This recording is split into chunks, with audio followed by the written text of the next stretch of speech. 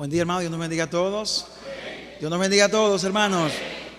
Damos las gracias a nuestro Dios que podemos tener esta oportunidad de poder compartir la palabra del Señor. Saludamos a los amigos y hermanos que están ahí en la red social de Facebook. Cada semana pues siguen la transmisión que esta congregación realiza. También a cada hermano y a cada amigo aquí presente, rogando al Señor que seamos fortalecidos en el hombre interior, de manera tal que esta reflexión que vamos a compartir haga el efecto deseado conforme al plan de nuestro Dios, y que todos, desde quien le habla hasta Felo que está ahí atrás, todos seamos impactados, todos seamos amonestados, motivados, llamados a la reflexión a través de la palabra de Dios. El mes de agosto ha sido un mes muy interesante, hemos aprendido mucho, y en el día de hoy pues Dios puso en el corazón del hermano Felo que este mes terminara con un tema que es una alerta para cada uno de nosotros, y que es muy necesario que entendamos el valor de esta práctica que tenemos nosotros que vivir como cristianos y como seres humanos. Así que, hermanos, vamos de inmediato a la escritura. El libro de Hebreos, el capítulo 12, el verso número 11. Hebreos, el capítulo 12, el verso número 11 dice así: es verdad que ninguna disciplina al presente parece ser causa de gozo, sino de tristeza, pero después da fruto apacible de justicia a los que en ella han sido ejercitados. Demos gracias a Dios. Padre, te damos muchas gracias. Te pedimos que tú bendigas tu palabra, oh Padre, y que este tiempo que hemos de hablar de ella sea de bendición para todos aquí presentes, y también para aquellos hermanos y amigos que están pues observando en las redes sociales. Muchas gracias por este tiempo. Te exaltamos y te alabamos. Guíanos hoy y siempre, y te lo pedimos en el nombre de Jesucristo. Amén. Hermanos, se ha dicho, y con mucha razón, que a medida que nosotros vamos envejeciendo, valoramos y apreciamos más a nuestros padres.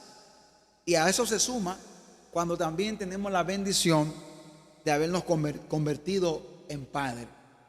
El hecho de nosotros haber recibido, y todos, si yo le preguntara a todos aquí, en los tiempos de su niñez, mientras eran formados por sus padres, aquellos momentos en que fuimos disciplinados, en que fuimos corregidos y en ocasiones castigados, hoy en día nosotros podemos decir que agradecemos esa costumbre, esa práctica que nuestros padres ejercitaron en nosotros. Parte de la responsabilidad de ser padre es ser disciplinador, es corregir a hijos, es trazar las pautas. Y quisiera preguntarte a ti, preguntarme a mí mismo: ¿tiene algún valor la disciplina en la vida del cristiano? ¿Tiene alguna función la disciplina en la vida de aquel que está caminando rumbo a la eternidad? Trataremos pues en esta mañana, de manera bien reflexiva, definir y buscar esos beneficios de la disciplina en la vida del cristiano. Pienso que cuando vamos a hablar de un punto, siempre es interesante definirlo.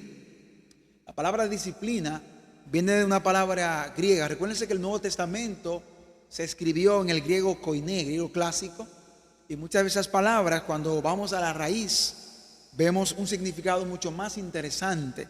Pues la palabra disciplina viene del griego paideia, que involucraba el proceso completo de la formación e instrucción de un niño. Eso es el concepto mostrado aquí en la carta a los hebreos. En el griego clásico la palabra indicaba una educación. Es importante que nosotros separemos esto, porque no es lo mismo, y a veces los padres, quizás por ignorancia o quizás cuando consumen bebidas alcohólicas, caen en el extremo y ya no es una disciplina, ya es un maltrato. No tiene sentido. Toda disciplina, toda corrección busca un resultado, busca un cambio. Usted no va a darle golpe a sus hijos porque quiere verlos sufrir. Ese no es el objetivo. Por lo tanto, tampoco la disciplina tiene como fin simplemente lastimar. No, no, no, no. Busca un cambio, busca una rectificación, busca un cambio de mente en el individuo al que se le aplica. No es necesario que la idea del castigo esté presente en el significado de la palabra. Sin embargo, en el contexto insinúa algún tipo de sufrimiento. Porque es natural. Si yo quiero eso que está acá, que me gusta, y me impiden tomarlo, yo no voy a estar contento. Yo me sentiré mal porque mi deseo no se cumplió.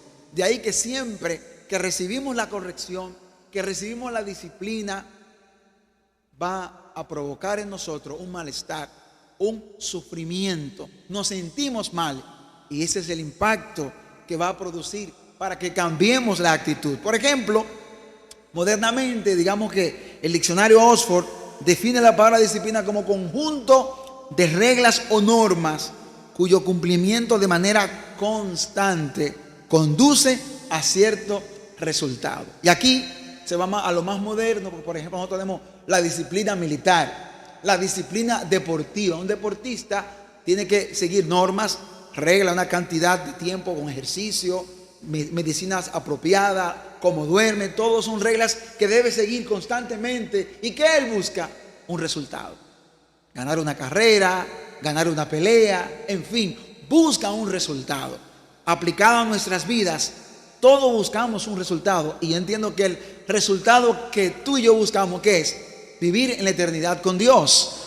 En tal sentido, hay normas que debemos cumplir. Y en esta carta a los Hebreos nos muestra 3 principios por los cuales es útil ser disciplinado. Recordemos que esta carta a los Hebreos, dentro de los análisis de los exégetas bíblicos, los teólogos, plantean que es una carta dirigida a un grupo de hombres que algunos piensan que tal vez eran judaizantes, eran sacerdotes, porque esta es de las cartas del Nuevo Testamento que más enfocan a ese Cristo como el sumo sacerdote y hacen una revisión completa del judaísmo, dando el lugar a ese Cristo como sacerdote, sumo sacerdote, pero también como hijo que aprendió a través del sufrimiento y la obediencia. Una iglesia que se estaba resbalando, que había frutos de amargura, que había algunas rodillas o piernas paralizadas, había una situación espiritual. Había que darle amonestación, motivar, reprender, exhortar. Y muy importante, hermano, y creo que es básico que partamos de esta realidad, porque muchas veces hoy en día las congregaciones, las iglesias y el mundo religioso ha convertido las congregaciones en lugares, esa frase común hoy de coach, de que motivación. A la iglesia le hace falta el momento de que nos amonesten y que nos digan lo que está mal para que cambiemos, hermanos. No es que nos acotejen las cosas para que estemos cómodos. No, tenemos que recibir la amonestación porque hay que hacer cambios en nuestras vidas. Ninguno somos perfectos. Tenemos debilidades y si tú me las ocultas, ¿a dónde yo voy a llegar? De ahí la gran importancia de ser disciplinado. Número 1, ¿por qué el escritor a los Hebreos le muestra el valor de la disciplina? Número 1, porque la disciplina constituye una señal segura de que somos hijos de Dios. Oiga eso, hermano. La señal segura de que tú y yo somos hijos de Dios es porque somos disciplinados. Dice el verso número 8 del capítulo 12. Pero si se os deja sin disciplina, de la cual todos han sido participantes, entonces sois bastardos y no hijos. Esto tiene mucha aplicación, sobre todo en el código romano.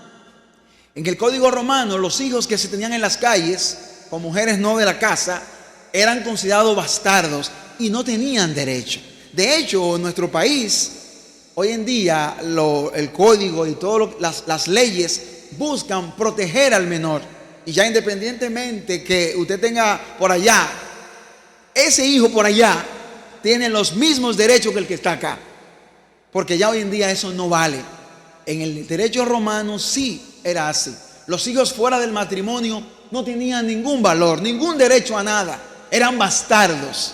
En ese contexto nos está diciendo la palabra que cuando somos disciplinados es un signo de que somos hijos de Dios, de que tenemos derecho ante Dios, pero también tenemos deberes ante Él. Entonces, cuando recibimos la disciplina, cuando recibimos la amonestación, la corrección de parte del Señor, Él nos está diciendo que somos sus hijos. Qué manera más tierna, combinada con ternura como con corrección, de que entendamos que somos de Él, somos propiedad de Él y que Él es el Padre eterno. Por esa razón recibimos la amonestación. Número 2, además de que demostramos con ser disciplinados que somos hijos de Dios, es que también cuando recibimos la amonestación, la disciplina, la corrección, podemos mirar atrás y ver que la disciplina nos benefició y que nos ayudó a convertirnos en adultos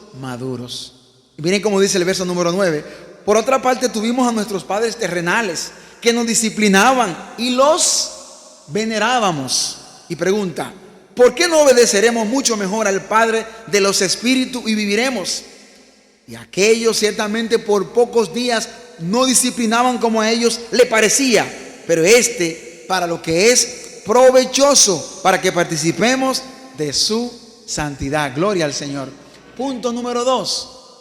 Cuando miramos para atrás, reconocemos y damos muchas gracias porque fuimos corregidos, porque fuimos disciplinados. La palabra crecimiento, la palabra desarrollo espiritual está enmarcada en la palabra sufrimiento. Si usted quiere crecer, si usted quiere avanzar en la vida, necesita obligatoriamente sufrir. Quien no sufre no crece. Hay una expresión muy bonita escrita por un teólogo, escritor cristiano inglés, C.S. Lewis, que dice, oigan esto: Dios grita en nuestros dolores, es el megáfono que usa para despertar a un mundo sordo. El dolor nuestro, cuando la gente ve que un cristiano está siendo atormentado, que está sufriendo, tuvo una pérdida, y en medio del dolor alaba a Dios, tú estás diciéndole a ese mundo que Dios es real. Pero si estamos todo el tiempo cómodos, en bendición, en prosperidad, todo bien, el mundo no entiende eso. El mundo entiende que en el dolor tú alabes a Dios, que en el dolor tú exaltes el nombre de Dios, que en el dolor tú aprendas y que puedas mejorar como ser humano. De tal manera, hermanos, y eso aplica a la vida práctica. Si tú quieres tener un hijo que sea un parásito, que no prospere en la vida, evítale sufrir. Evítale sufrir, y todo lo que él quiera tú se lo vas a dar. Y que no exista la palabra sufrimiento en ese hijo, en esa hija. ¿Qué será? Un parásito. Porque cuando choque con ese mundo allá afuera, no tendrá cómo resistir.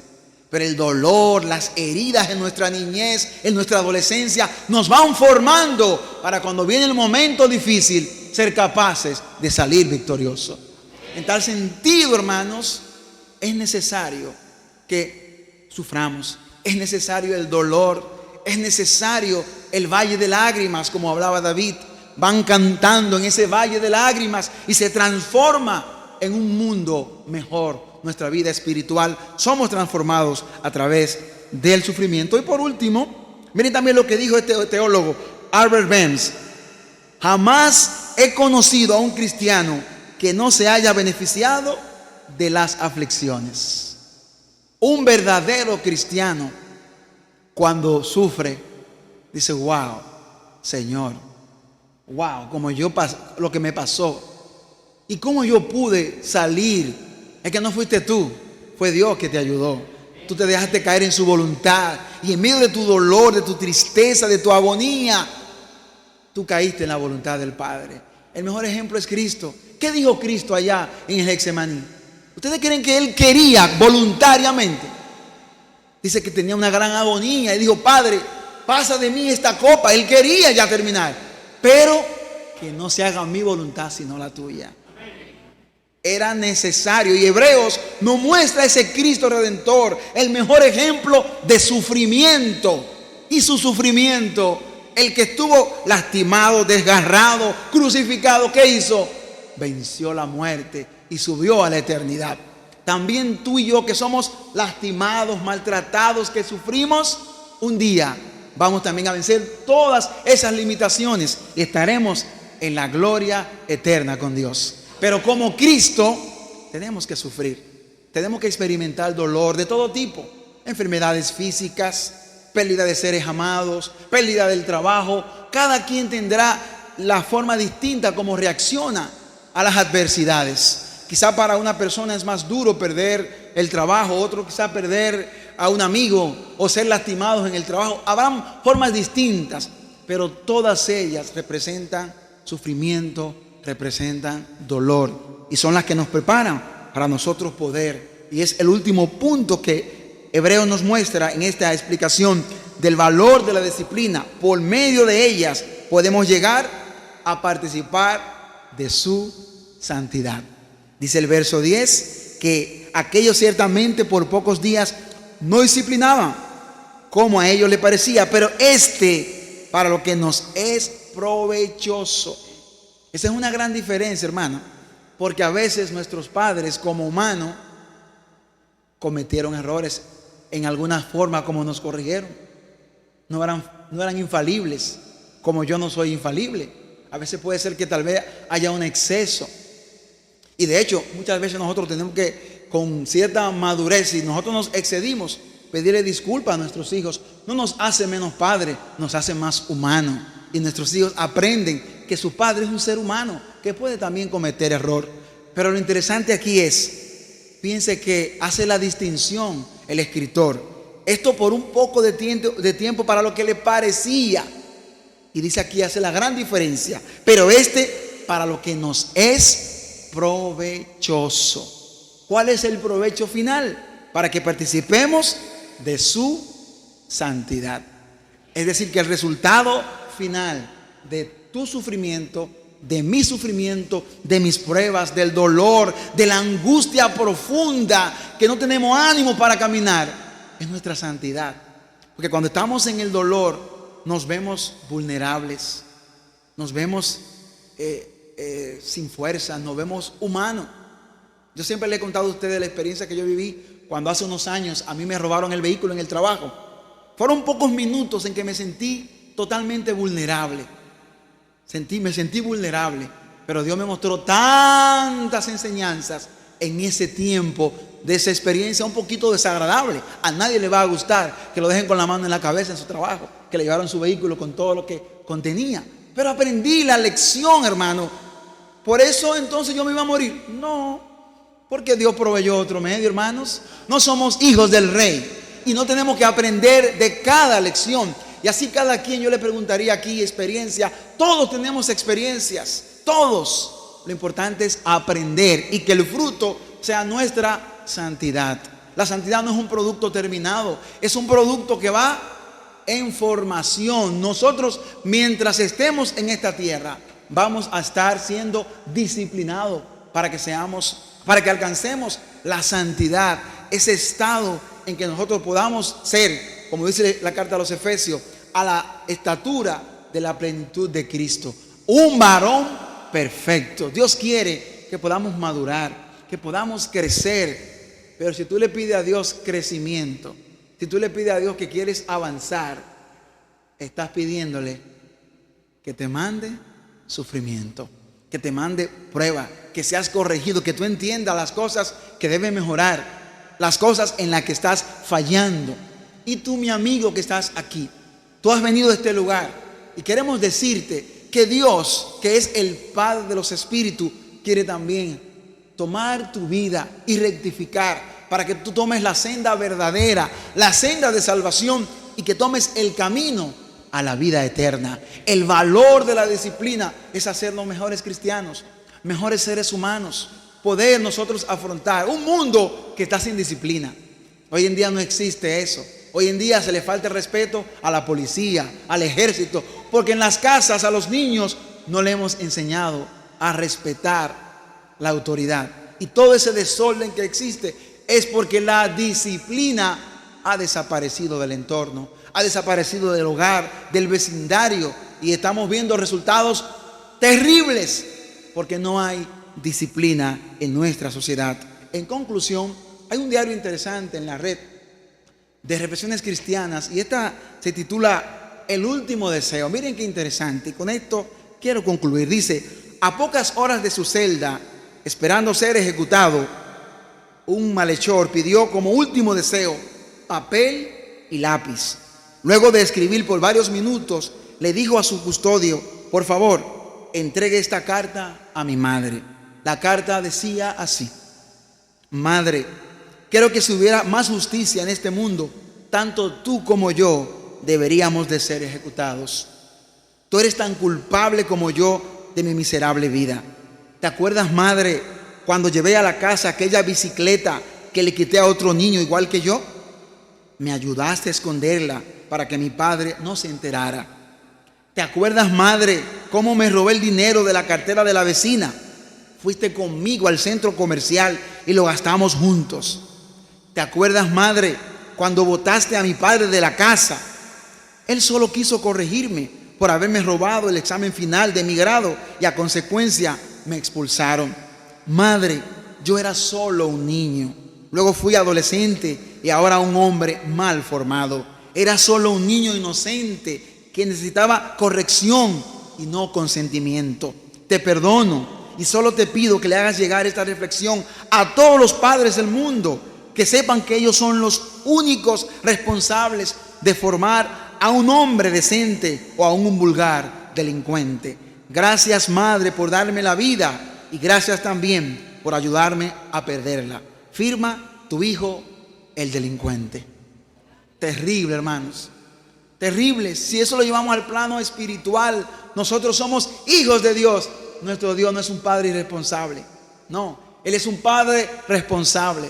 Por eso nos da la corrección, nos amonesta, nos disciplina, porque somos sus hijos y Él quiere que nosotros podamos crecer, podamos avanzar. Es importante que entendamos que el crecimiento espiritual, y vuelvo y lo reitero, el crecimiento espiritual está vinculado al sufrimiento, al dolor. Es lo que nos permite crecer. Se dice, todo error, toda falta, toda dificultad vencida llega a ser un peldaño que conduce hacia las cosas mejores y más elevadas. Ese es el propósito del dolor y del sufrimiento. Nos conduce a ser mejores cristianos, mejores seres humanos, porque nos hace encontrarnos con nosotros mismos y hacer ajuste para ser mejores hijos de Dios. Que el Señor nos bendiga.